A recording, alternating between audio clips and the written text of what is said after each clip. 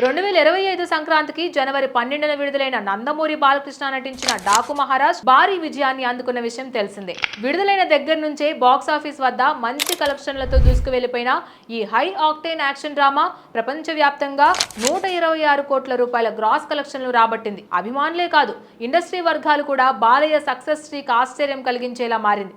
ఇప్పుడు ఈ సినిమా మరో మైలురాయిని అధిగమించింది.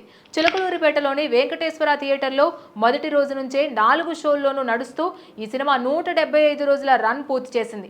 ఇది బాలయ్యకు వరుసగా 4వ 175 రోజుల సినిమాగా నిలిచింది.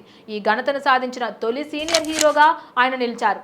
ఇది వాస్తవానికి టాలీవుడ్ లో ఎంతో అరుదైన ఫీట్. డాకు మహారాజుకి ముందు అఖండ, వీరసింహారెడ్డి, భగవంత్ కేసరి సినిమాలు కూడా 175 రోజుల పటిష్ట రన్ను అందుకోవడం గమనార్హం. ఈ 4 చిత్రాల silver Jubilee run Balakrishna mass craze ను, గ్రౌండ్ స్థాయిలో ఉన్న స్టార్డమ్ ను మరోసారి రుజువు చేస్తోంది. కొత్త హీరోలు వస్తున్నా, టాప్ స్టార్లు పోటీ పడుతున్నా బాలయ్య స్థానం మాత్రం ఫిక్స్ అయిపోయింది.